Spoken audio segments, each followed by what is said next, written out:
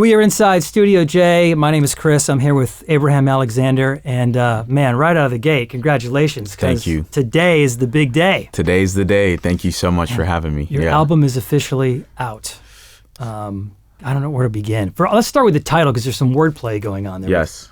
Is it pronounced Seasons? It's pronounced Seasons. Just like the Seasons? Yes, it's pronounced Seasons. And then just the wordplay, it's more visual than anything, just so that the listener and whoever's holding the art knows how much thought has gone into it. Quite a bit. And also the wordplay doesn't make sense unless you see the photo, you see the art. And if you think about it in a spiritual sense, is like we might have a word or a feeling, but if we don't have the vision or we don't have the sight to really see that, then it won't really click. The picture on the album is of you and your brothers. Correct. Right, you're out in the ocean. Yeah. You in Greece? Athens, Greece. Yeah. Yeah. Okay. So I was born in Athens, lived there till I was 11, and moved to the States. Yeah. Mm-hmm. To Texas. To Texas. We share spending some time in exactly. Texas. So the album, 38 minutes almost in total. Yeah. But a lot of living went into those 38 minutes.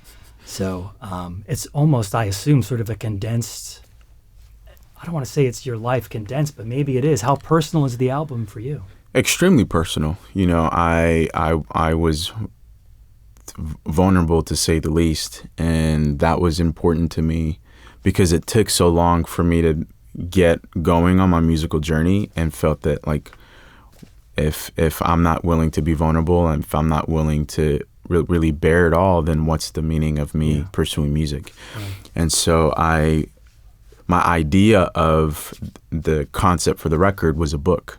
And so there's the cover bindings, in a sense, being Xavier and Amen, which is our thoughts and prayers, and starting the record that way, and then outlining kind of my thought process and emotions as if I'm just jotting down journals within a book.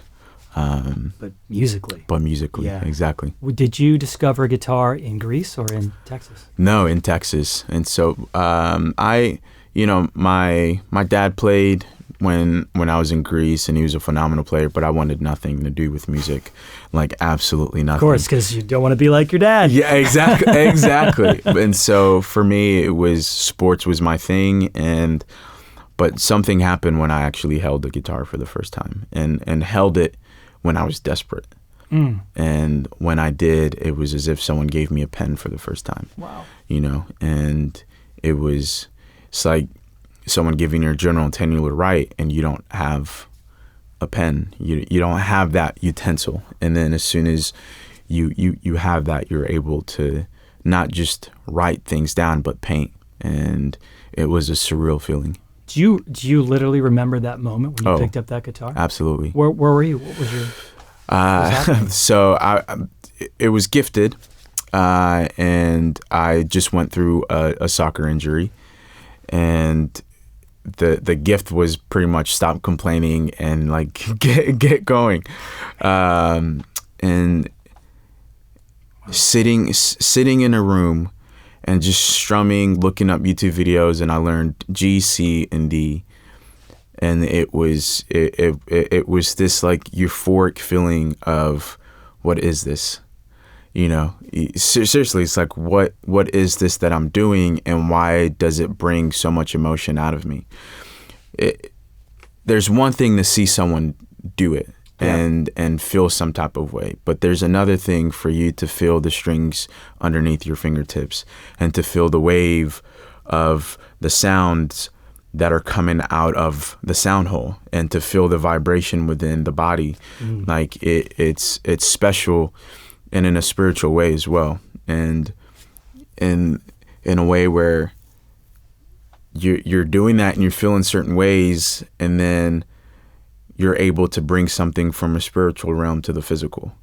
It's like that whole process was extremely, became religious in a way. Yeah. Mm-hmm. Yeah, I was at a bar recently where somebody came in to play, and for some reason it hit me in that moment that this person has the ability to get in front of other people and make music, Mm. play music, which I can't do. Yeah. And I felt for the first time I'm missing out. Like I need to learn how to do some of this because of what you just talked about. Yeah. 'Cause it's this feeling, this emotive experience that you have. Absolutely. And I say it's never too early and it's never too late. Yeah. You know, it doesn't matter how old you are, how, young or old.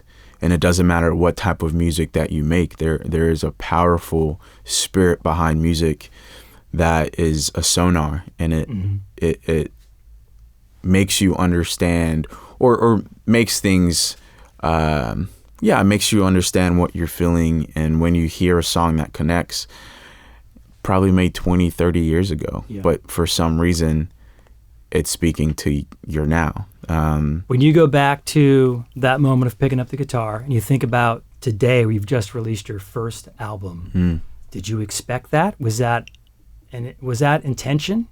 No.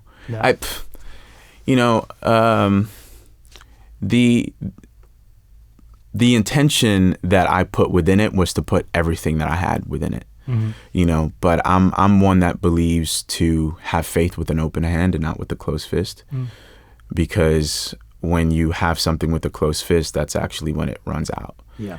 And when you have it with you can't receive a gift with a closed fist, And so for me it was, I'm going to put everything I had within this instrument, within this musicality, within this journey, and whatever comes of it comes, and it's beautiful. But I had no expectations of what I'm going through now, but I knew that I had to do it. Yeah. It's just in you. Yeah. This is who you're going to be, who you are, I guess, really. There's a pivotal moment with Leon Bridges. Can you tell us that story? Yes. And so it's so multifaceted. So Leon Bridges is a phenomenal artist from Fort Worth, Texas, but he's a national act, Grammy Award winner. Sure.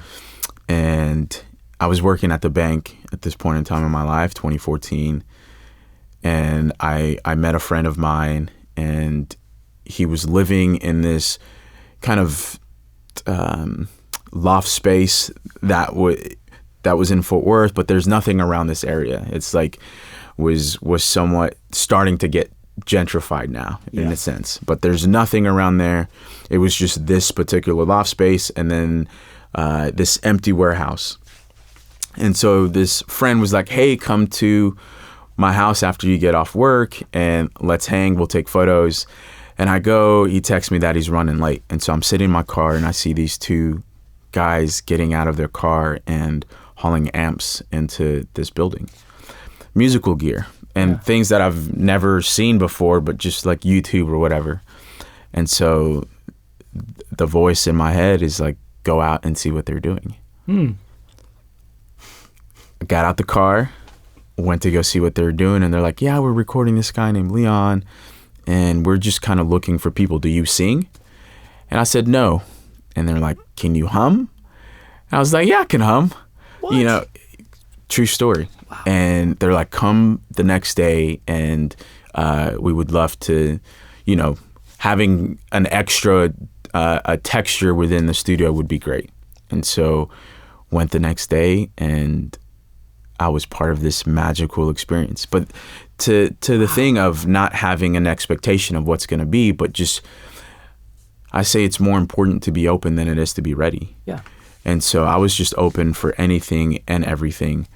And so that was also part of the process of just diving in fully. I don't know what was going to happen with me talking to these two guys, hauling amps into a building. That's a remarkable story. It's insane. Yeah. And, right place, right time, listening to that innate thing within you. Because I could have been like, nah, I'm gonna just stay right here.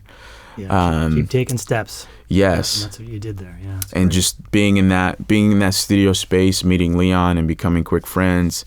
And he was the one that's like, hey, like you've got a couple chords, go start doing open mics, write a song and do open mics and see what happens. And that's how my journey of being a performer started. Wow. Mm-hmm. You just started grinding it out? Just started grinding it out. Here we are. And here we are. A brand new album. You're going to be playing Bonnaroo in June. Playing Bonnaroo. That's pretty exciting. I mean, that's a lot of people. That's a lot of people. I watched, I watch YouTube videos of me playing guitar. I watch YouTube videos of these festivals that I'm blessed to play now, and it's surreal. I feel like I'm in a dream. But Bonnaroo is something I cannot wait to experience, and also Newport as well in July. And these two festivals are so different. Yeah. To where Bonnaroo is very young and people are camping, and it's like this happy, like not that Newport is, but there's like this spirit about Bonnaroo that I can't wait to experience in Newport, just as a songwriter and as someone that likes to, in the folk space of telling stories, Sure. is something that I've always wanted to experience, and I can't wait. Amazing. Yeah. Well, Abraham Alexander, thank you so much for coming by Studio J. I appreciate it. Thank you, Chris, for having me. I appreciate it.